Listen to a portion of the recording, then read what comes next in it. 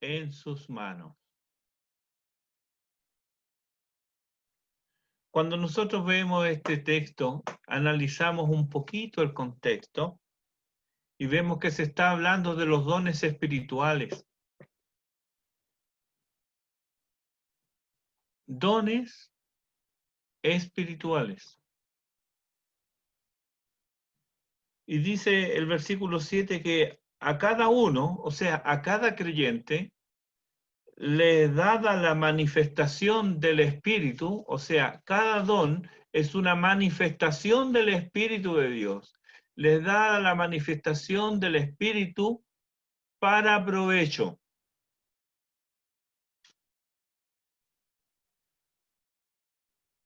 Considerando el contexto de las Escrituras, no podemos concluir que este para provecho es para provecho propio.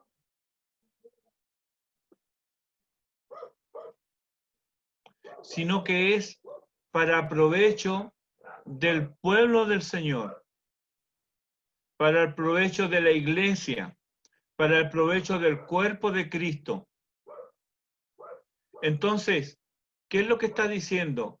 A cada uno de nosotros, como creyentes, Dios nos ha dado la manifestación del Espíritu. El Espíritu se manifiesta por medio de nosotros, por medio de esos dones que Él nos ha dado, para provecho del cuerpo de Cristo.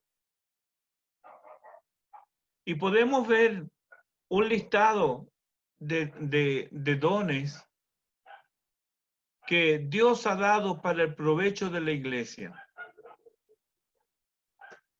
Es una preocupación en algún momento en la vida del creyente de pensar, ¿qué dones me ha dado Dios? A veces no los tenemos claro. Quiero invitarlos a reflexionar un poco acerca de qué es primero. ¿Qué debemos tener claro primero? Porque lista de dones no es solamente esta, hay más listas. Esta es una de las más extensas, aquí en 1 Corintios capítulo 12. Pero también lo encontramos en Romanos capítulo 12.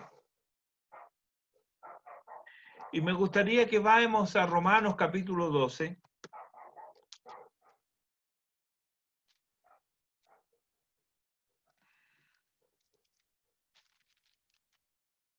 Porque cuando hablamos de dones espirituales, como que los circunscribimos única y exclusivamente a la esfera de la iglesia. Y estamos como condicionados para pensar que la esfera de la iglesia es ese lugar donde nos reunimos cada domingo. Entonces, pensamos, ¿qué don me ha dado el Señor para ministrar a la iglesia de Cristo?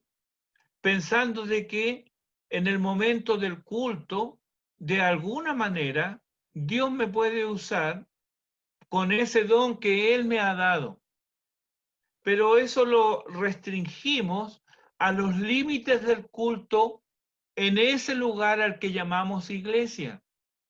¿Será eso de lo que Dios nos habla? Esto es lo que queremos ahora dilucidar. Vamos a reflexionar juntos en esto. En Romanos capítulo 12, luego de que el apóstol Pablo hablara de la gracia de Dios que se ha manifestado para salvación, a partir del capítulo 1 y hasta todo el capítulo 11, nos va mostrando diversos aspectos de cómo se ha revelado el Evangelio para salvación.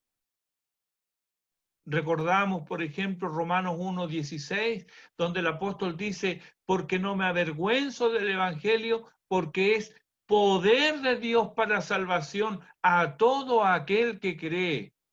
¿Qué significa ser salvo? ¿Significa asistir un par de horas al culto de iglesia? ¿Eso es todo? Bueno, para sacarnos de eso, nosotros tenemos aquí el capítulo 12 de Romanos, del capítulo 12 al capítulo 16, son capítulos tremendamente prácticos. Por si usted le llama del capítulo 1 al capítulo 11, solamente capítulos instructivos, capítulos doctrinales le llaman algunos. Aquí en el capítulo 12 comienza con: así que, hermanos. Ese así que está haciendo referencia a todo lo que se ha dicho en los primeros 11 capítulos. Así que, hermanos, os ruego por las misericordias de Dios. ¿Cuáles son estas misericordias de Dios? Las que tenemos en esos 11 primeros capítulos. Os ruego por las misericordias de Dios. ¿Qué nos ruega? Que presentéis vuestros cuerpos. Presentéis vuestros cuerpos en sacrificio vivo, santo, agradable a Dios, que es vuestro culto racional, vuestro culto lógico. Hay una idea por ahí dando vuelta de que lo que Dios quiere es el alma, que Dios se interesa en la vida del espíritu. Pero curiosamente el apóstol Pablo no comienza con ese énfasis. Él comienza aquí en el capítulo 12 diciendo que presentéis vuestros cuerpos. Vuestros cuerpos. Y a continuación, en el versículo 2, nos dice que no debemos conformarnos a este siglo, sino que debemos transformarnos por medio de la renovación de vuestro entendimiento, para que comprobéis, dice, cuál sea la buena voluntad de Dios, agradable y perfecta. Vamos a poner aquí el énfasis en transformaos. ¿Qué es lo que me transforma? ¿Qué es lo que transforma mi entendimiento? Bueno, hay muchas cosas.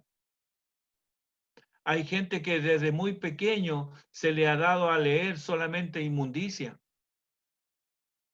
Tuve un compañero de trabajo en una ocasión que él tenía una colección de películas pornográficas. ¿Cómo cree usted que estaba su mente? Cuando uno examina la literatura que recomiendan algunos que son ateos o son agnósticos, se da cuenta que ellos manejan, porque han leído mucho y han estudiado, a otros ateos y a otros agnósticos. Entonces su entendimiento está entenebrecido, está en oscuridad. ¿Cómo el creyente transforma su entendimiento? ¿Por medio de la cultura? ¿Por medio de la sociedad? ¿Por medio de las tradiciones familiares? ¿Qué es lo que transforma el entendimiento del creyente? Es la palabra de Dios.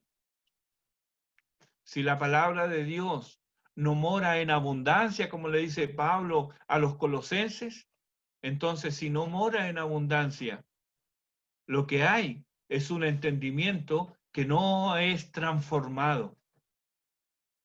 Un entendimiento que va a ser guiado por tradiciones familiares, por costumbres, por modas,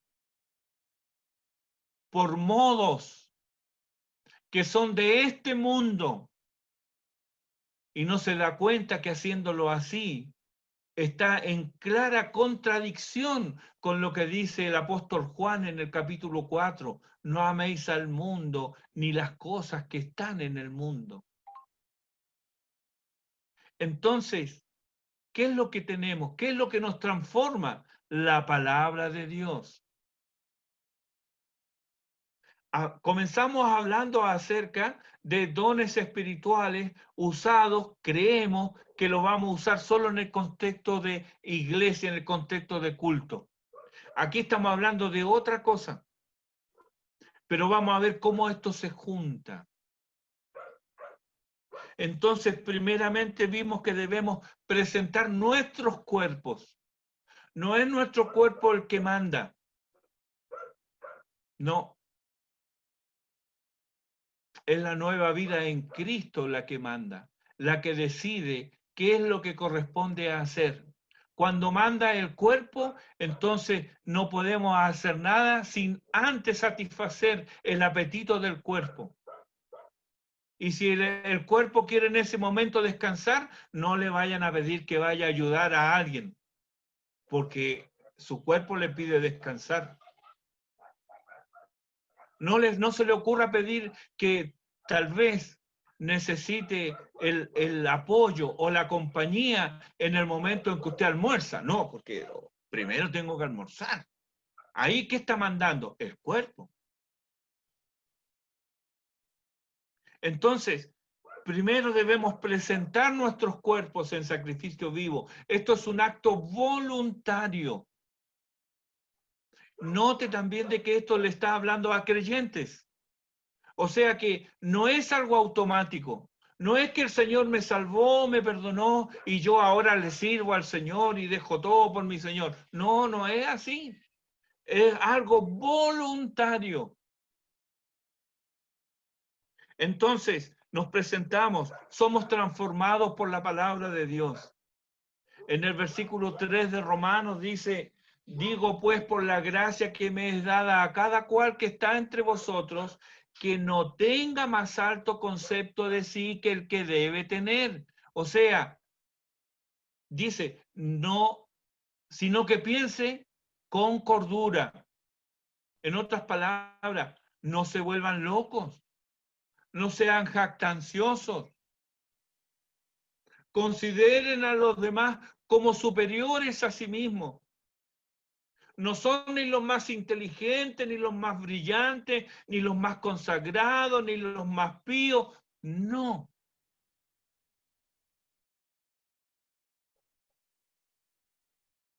No tenga más alto concepto de sí que el que debe tener, sino que piense de sí con cordura. Pensar con cordura.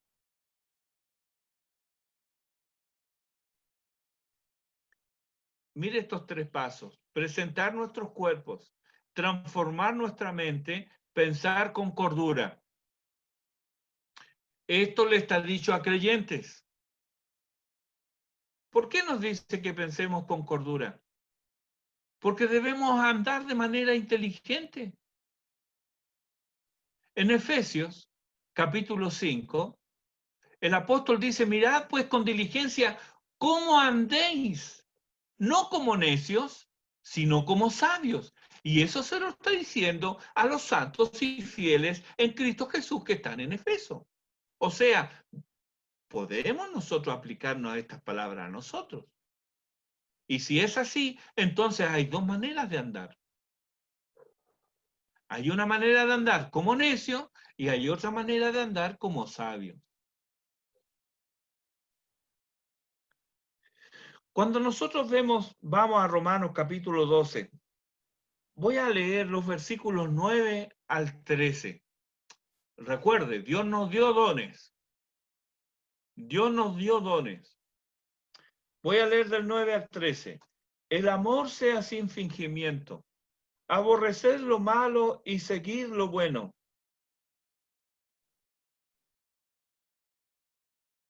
Amaos los unos a los otros con amor fraternal. En cuanto a honra, prefiriéndoos los unos a los otros.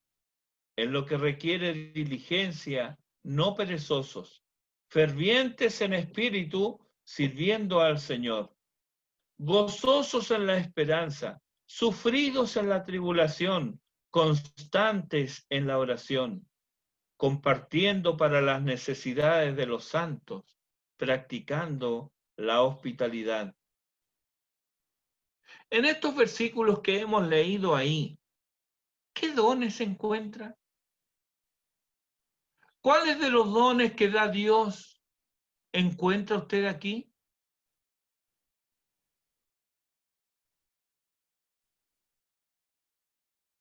lo puede buscar después. Pero si lo ha leído conmigo, le va a costar. Vamos, mire, voy a seguir leyendo de los versículos 14 al 18. Dice, bendecid a los que os persiguen, bendecid y no maldigáis, gozaos con los que se gozan, llorad con los que lloran, unánimes entre vosotros, no altivos, sino asociándoos con los humildes. No seáis sabios en vuestra propia opinión, no paguéis a nadie mal por mal, procurad lo bueno delante de todos los hombres, si es posible. En cuanto dependa de vosotros, estad en paz con todos los hombres. Otra vez pregunto, ¿cuáles dones están aquí? Y la verdad que aquí no tenemos dones. Aquí tenemos la manifestación del carácter cristiano. Manifestación del carácter cristiano.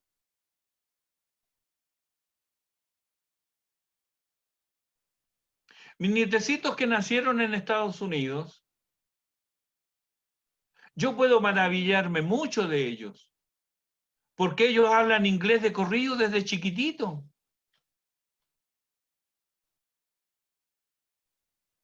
Pero, hermano, ¿es para asombrarse eso?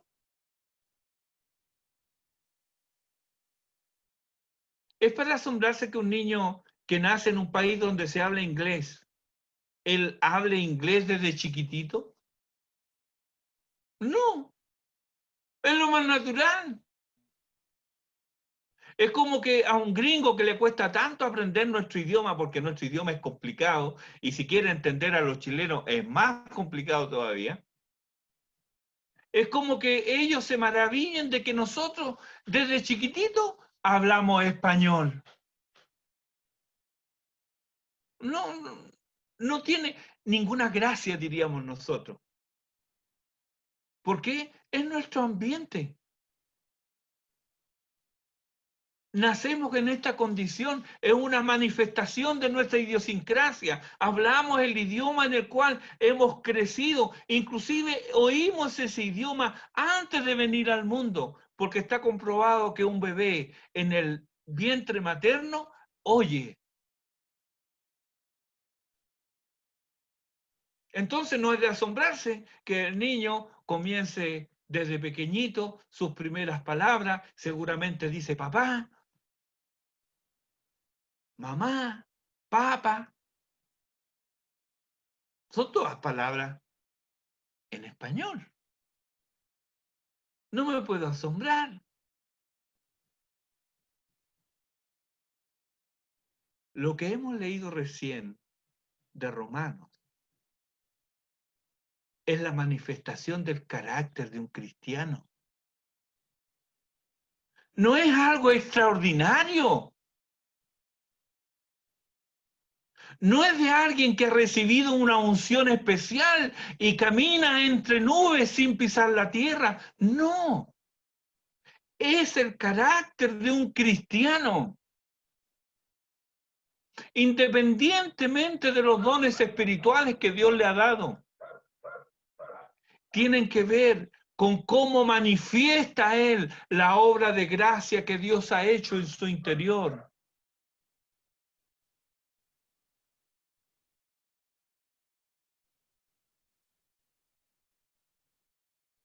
Miren el capítulo 13, los versículos 8 al 10.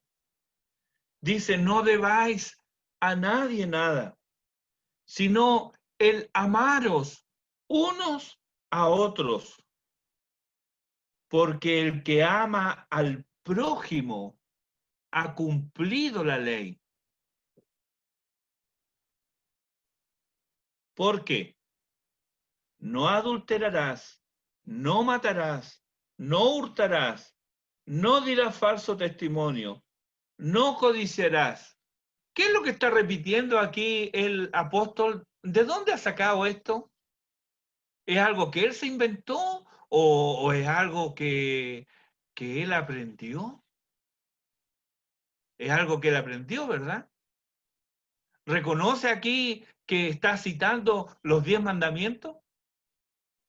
¿Reconoce que él está citando la segunda tabla de la ley que tiene que ver con el deber del hombre para con los hombres? Eso no tiene que ver con dones.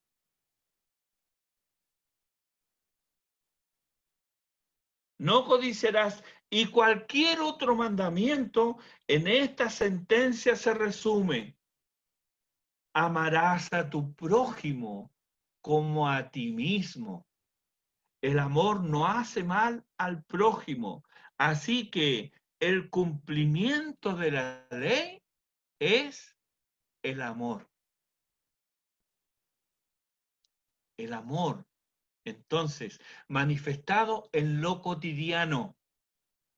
Si vamos a los otros versículos que leímos antes del capítulo 12, la manifestación del carácter cristiano tiene que ver con el amor. Y no podemos circunscribirlo solamente a los hermanos. Dice al prójimo. Y no vamos a preguntar nosotros como ese fariseo, ¿verdad? ¿Y quién es mi prójimo? Aquel que está en la necesidad.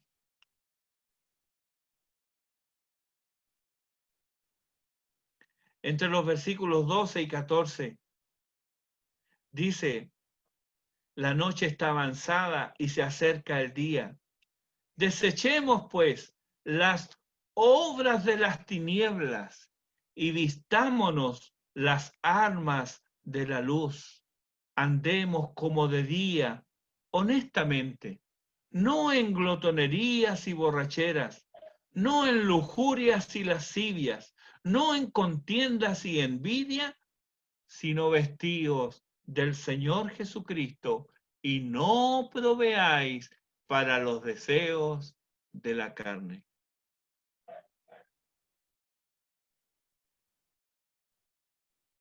¿Dones?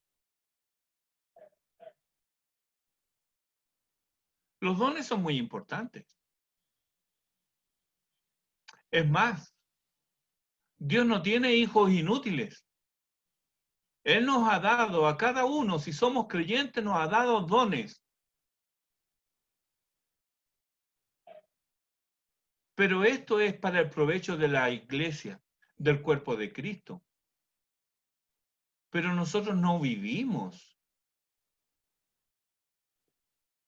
en la iglesia, ¿verdad? No vivimos nosotros en un culto permanente.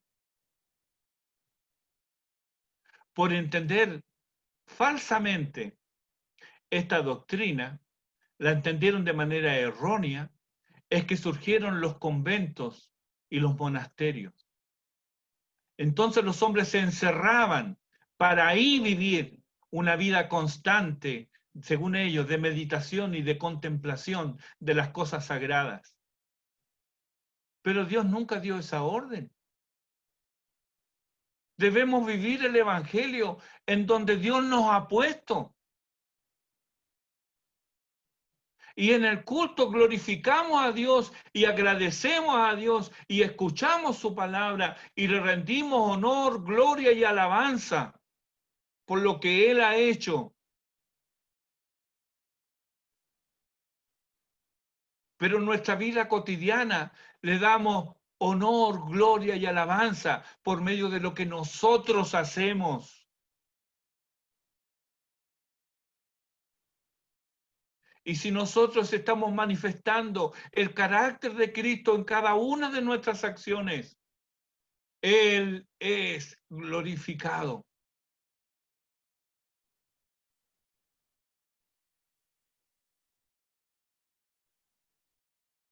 Y son cosas simples, son cosas cotidianas. Hay quienes se enfocan demasiado en esto. ¿Qué dones me ha dado Dios? Hermano, es bueno tal vez que te interese en esto, pero a lo mejor Dios quiere que refrenes un poco más tu lengua. ¿Qué dones me ha dado Dios? Hermano, mira, es bueno que conozcas los dones que Dios te ha dado, pero en el testimonio con el mundo, ¿cómo manifiestas el carácter de Cristo?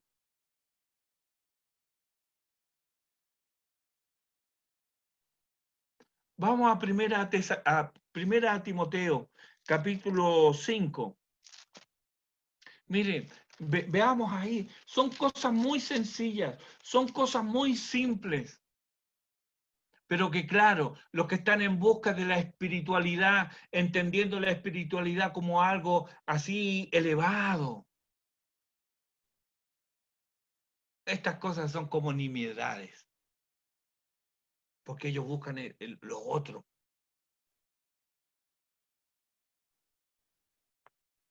Han separado lo que Dios no ha separado. Porque si Dios nos dice que debemos presentar nuestros cuerpos en sacrificio vivo, quiere decir que con nuestros cuerpos nosotros servimos al Dios viviente. Primera Timoteo capítulo 5, versículo 4. Vamos a leer el 3 y el 4. Dice, honra a las viudas que en verdad lo son. Pero si alguna viuda tiene hijos o nietos, aprendan estos primeros a ser piadosos para con su propia familia. Mira, uno no pensaría que aquí uno encontraría esa palabra, piadoso. ¿Cuál es la idea que se nos viene a la mente cuando decimos, no, si fulano, él es muy piadoso? ¿Cuál es la idea que se nos viene a la mente? Ah, que anda mirando al suelo, siempre con su Biblia, nunca dice nada. Es piadoso. Pero ¿cómo usa la palabra la escritura? Aprendan estos a ser piadosos para con su propia familia y a recompensar a sus padres. ¿De qué está hablando aquí? De oración, ayuno, hablar en lengua, tener visiones, ¿de eso? No nos estás hablando de algo tan sencillo, algo de tanta utilidad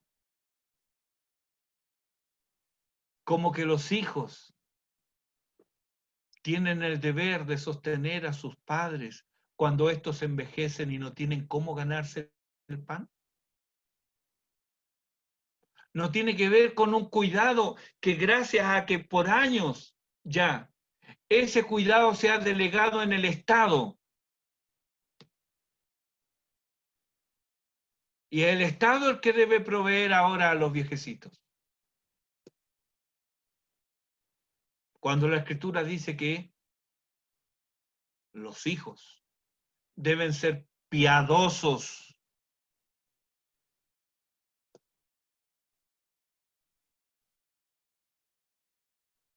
¿Qué pensará Dios de aquellos que viven metidos en la iglesia y descuidan a sus padres?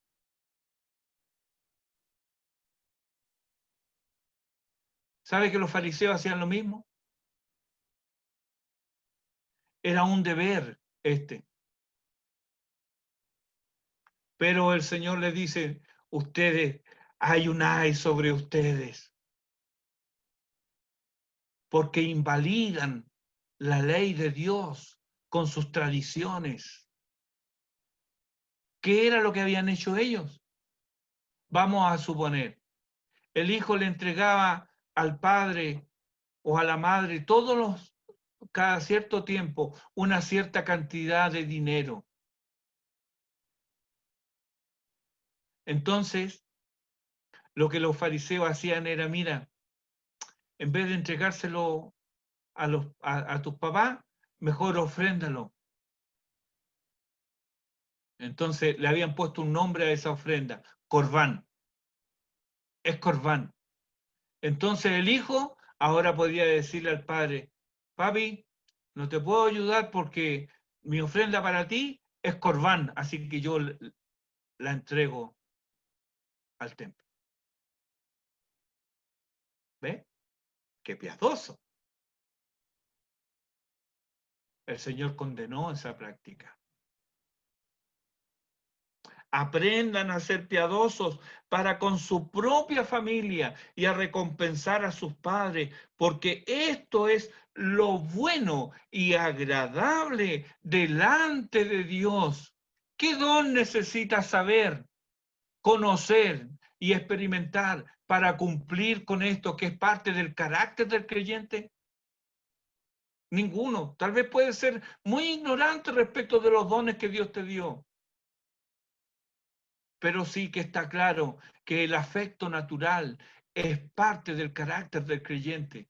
Y justamente lo contrario es lo que vemos hoy día en el mundo, que lo retrata claramente el apóstol Pablo aquí en la segunda epístola y en el capítulo 3.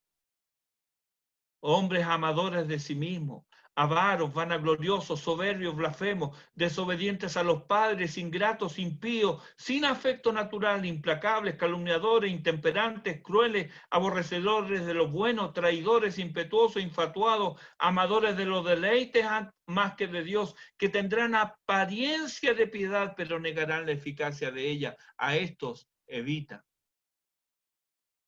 Esto es lo que vemos hoy día. Pero lo debiéramos ver en el mundo. No entre quienes se llaman creyentes. Hay una preocupación que en primer lugar por la familia. Mire los versículos 7 y 8 de este mismo 1 Timoteo 5. Manda también estas cosas, dice Pablo, para que sean irreprensibles, o sea, para que nadie les pueda decir nada. Manda estas cosas. Mire, esto no es una sugerencia. No es una sugerencia. No es ustedes véanlo si lo. No, manda estas cosas para que sean irreprensibles. Porque si alguno no provee para los suyos y mayormente para los de su casa, ha negado la fe y es peor que un incrédulo.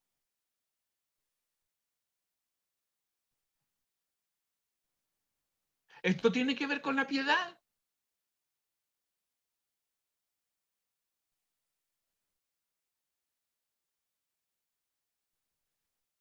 Ese pasaje muy conocido de 2 Timoteo capítulo 3 versículos 16 y 17. Muchos se lo saben de memoria, pero se olvidan el propósito de eso. 2 Timoteo capítulo 3 versículos 16 y 17 dice que toda la escritura es inspirada por Dios y útil para enseñar, para redarguir, para corregir, para instruir en justicia, a fin de que el hombre de Dios sea perfecto, enteramente preparado. ¿Para qué? Para toda buena obra. Y toda buena obra excede con mucho los límites del lugar del culto. Toda buena obra abarca toda nuestra vida. Abarca nuestra ocupación diaria. No hay aquí trabajos de primera y trabajos de segunda. No.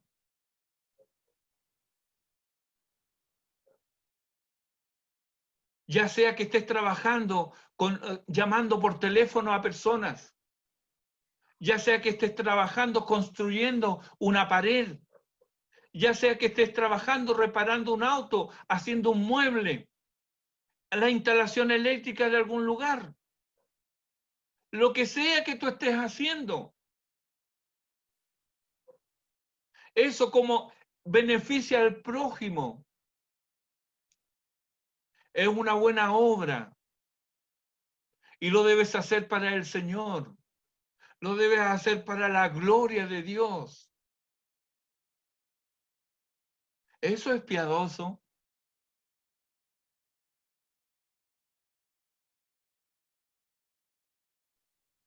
Para toda buena obra. El contraste de esto, fíjate, la palabra de Dios es la que te equipa para toda buena obra. Un contraste de esto lo encontramos en Tito capítulo 1, 16, donde el apóstol dice, profesan conocer a Dios, pero con los hechos lo niegan, siendo abominables y rebeldes, reprobados en cuanto a toda buena obra. ¿Te fijas? Tal vez hablen mucho de Dios y digan que aman a Dios y tal vez vayan a la iglesia así regularmente, fielmente, religiosamente, pero con sus hechos niegan el poder y la eficacia del Evangelio.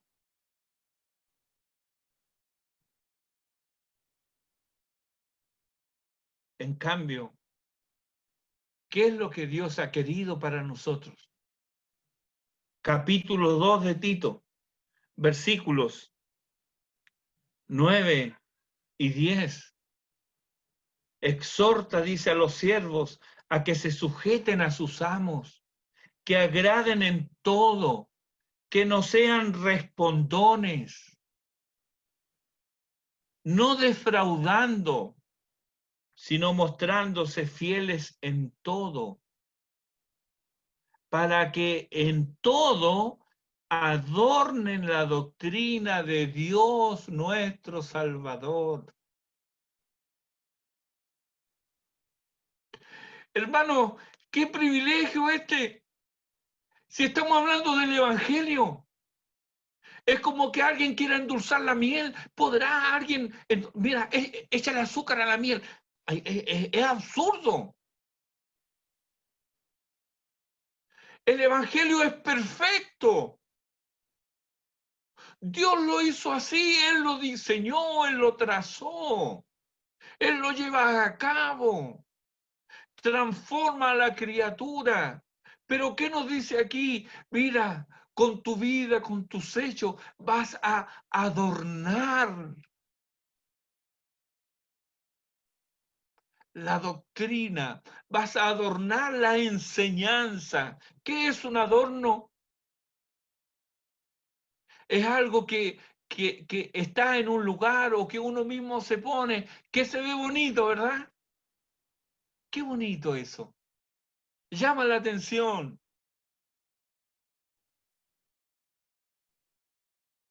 Cuando te muestras fiel en todo. Cuando escapas al deporte nacional que hay de quejarse por todo. Adornas la doctrina de Dios, nuestro Salvador. Mira qué privilegio. Tal vez no sepas qué dones tienes, pero una cosa sí, adorno con mi vida y con mi trabajo las doctrinas del Evangelio.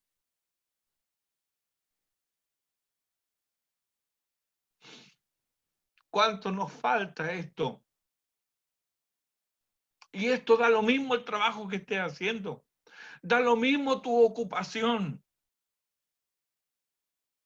Hermano, hermana, el hecho de preparar una comida para la familia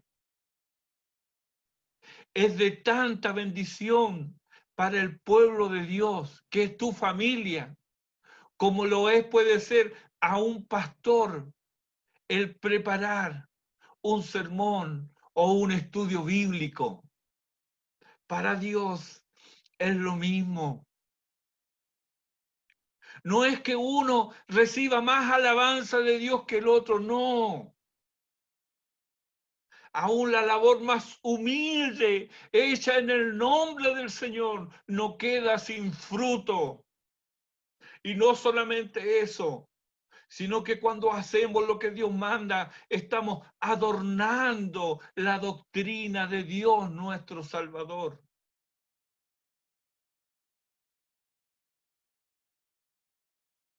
Mira en el versículo 14 del capítulo 2.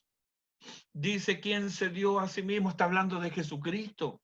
¿Quién se dio a sí mismo por nosotros para redimirnos de toda iniquidad y purificar para sí un pueblo propio, celoso de buenas obras?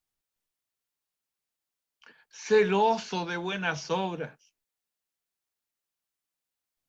Hay gente que es celosa de su trabajo. Hay gente que es celosa del conocimiento que tiene. ¿Cómo hizo esto? No, secreto de familia. No, no, yo no. Eso no lo digo. Celoso con el conocimiento que tiene, no quiere compartirlo. Dios nos dice que seamos así, celosos, pero de buenas obras, que deseemos hacer el bien, porque es una manifestación del amor. Capítulo 3, versículo 8, el apóstol insiste sobre esto. Palabra fiel es esta. Y en estas cosas quiero que insistas con firmeza, para que los que creen en Dios. ¿Quiénes son esos? ¿Eres tú? ¿Crees en Dios? Para que los que creen en Dios procuren ocuparse. ¿En qué?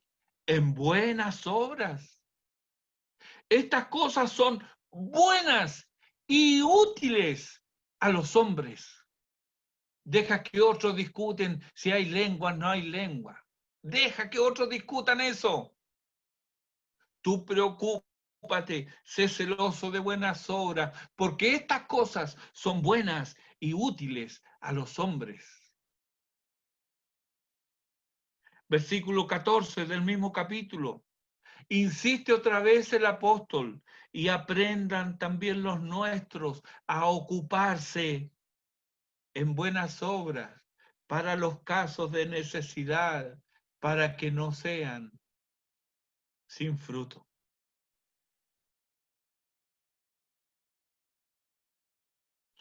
En Gálatas capítulo 5 encontramos el fruto del Espíritu, que se manifiesta de diferentes maneras. Pero aquí el apóstol no está hablando del fruto nuestro, el fruto que nosotros damos.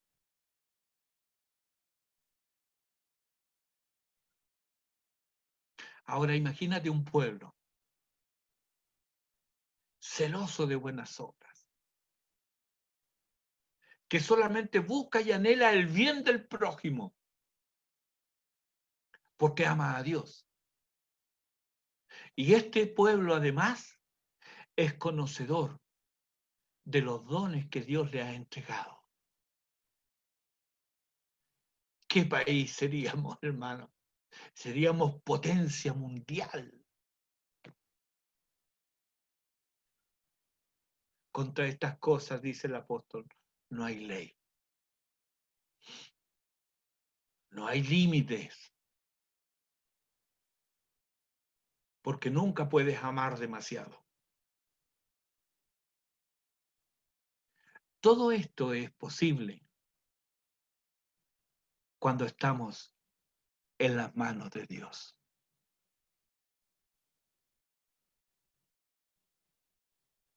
Cuando estamos en las manos de Dios, Él nos quiere usar.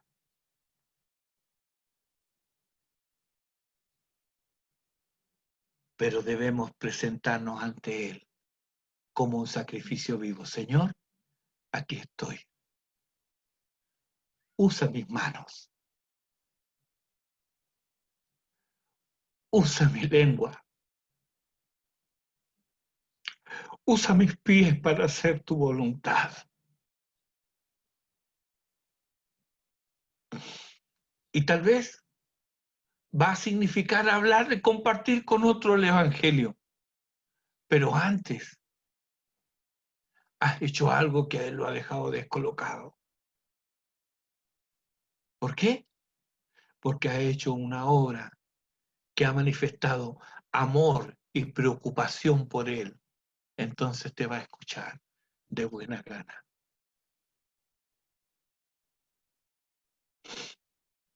Porque no me avergüenzo del Evangelio, dice Pablo. Porque es poder de Dios para salvación a todo aquel que cree.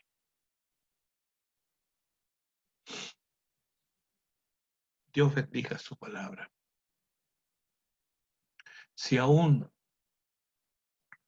no has creído en Cristo, ven a Él. El Señor dice, al que a mí viene, yo no le echo fuera. Te animo a que dejes tu vida de pecado, a que te vuelvas al Señor y a que le entregues tu vida para que conozca esta nueva vida de alegría, de felicidad, al hacer la voluntad de Dios. Oremos.